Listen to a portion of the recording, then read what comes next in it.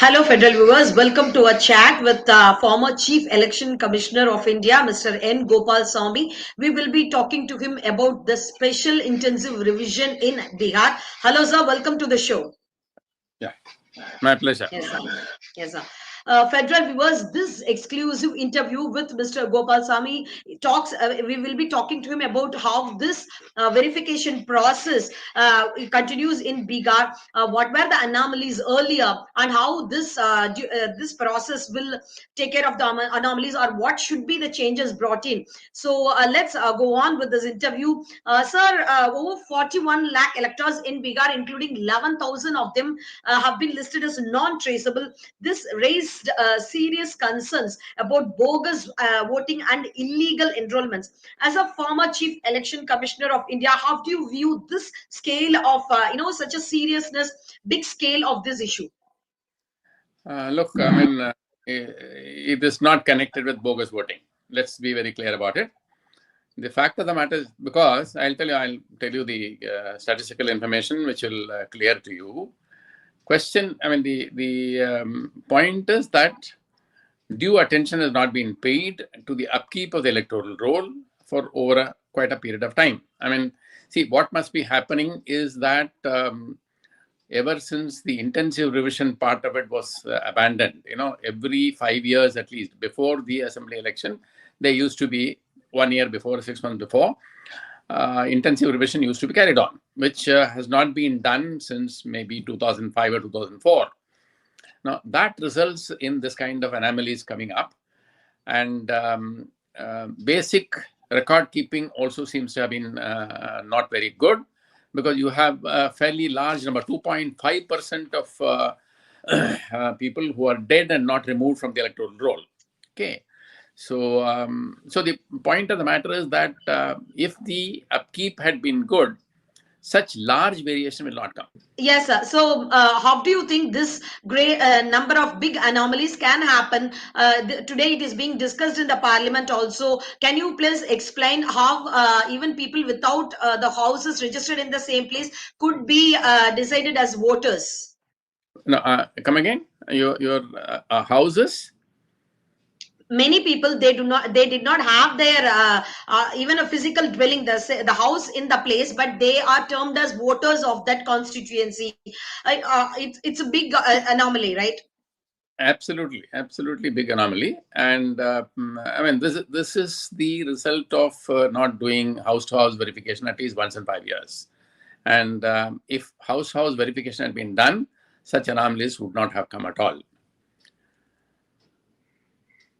Yes, sir. Sir, actually, with over 5% of the Bihar's voters are flagged as missing or misregistered. Some say this figure could be higher, than the margin of the victory in many constituencies. In your experience, how do you think this data distortion would affect, credibility and fairness of the elections? In my view, it has nothing to do at all with it, because the fact of the matter is, the voting in Bihar has been very low. That itself is indicative that the electoral roll numbers are not correct.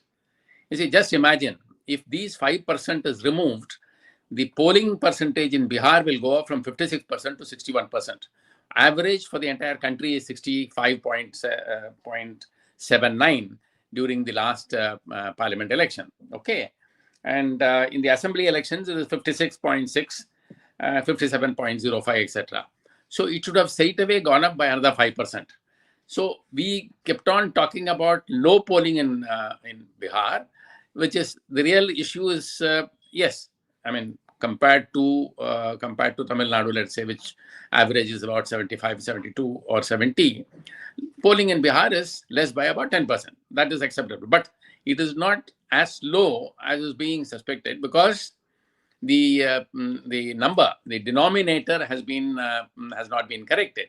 If the denominator has been corrected by removal of these 5% of voters, or even 3 or 4% of voters, the polling percentage will look up much higher. And mind you, this is not something new with Bihar. The scale is very high. Now, let me take the instance of Tamil Nadu. Around Diwali and Pongal, almost 1 lakh of people travel from Chennai alone by buses, etc. and there may be more going by trains or by their own transport.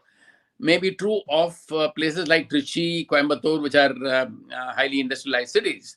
So from there, the population which came from the hinterland would have come in for work, and during the time of holiday, they will be going back to their native place. Now, this is a phenomenon which is available in, and I can tell you that in my guess, the poor polling in Chennai, which is the lowest, around 55% or so, is one of the factors leading to is this thing where people who are going back to their native place may not, if not all of them, at least 25% of them may be registered both in Chennai as well as in their native place. In which case, you remove these 25% out of that 1 lakh, that is 25,000 people.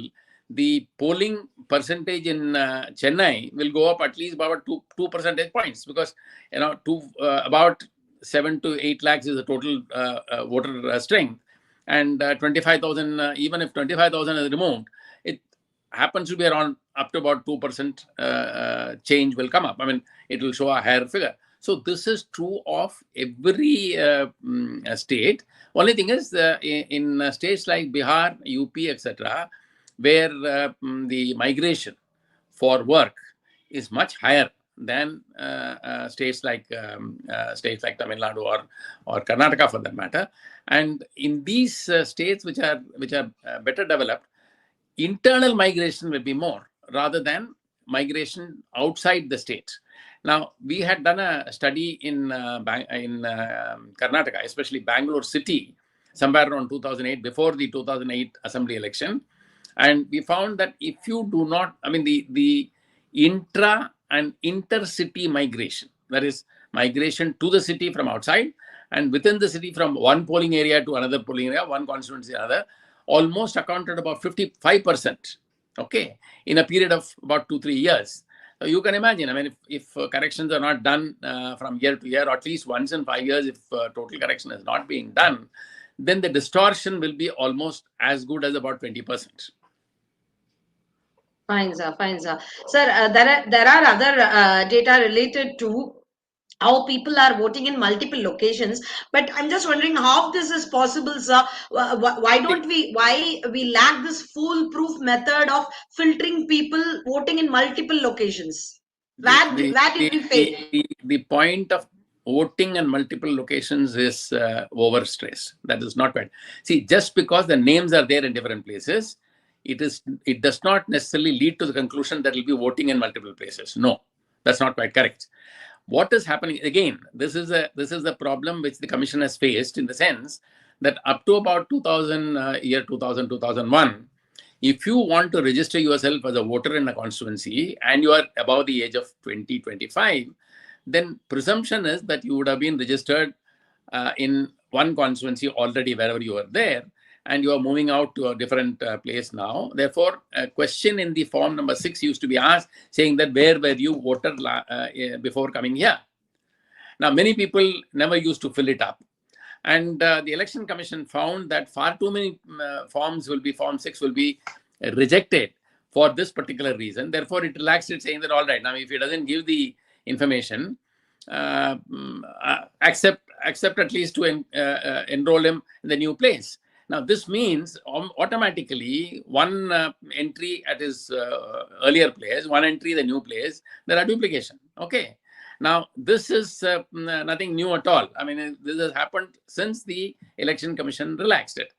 There was no way of finding out this number because there is no easy correspondence which is available. For instance, in Tamil Nadu in around 2004, the then Chief Electoral Officer, Mr. Naresh Gupta, carried out a study of similar looking names between Chennai and other places, and he came out with 4 lakhs of names. Now, there's no way of checking it easily.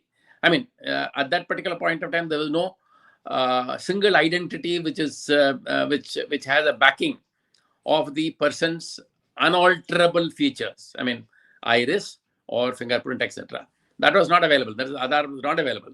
Therefore, what would have been what could be done in that thing.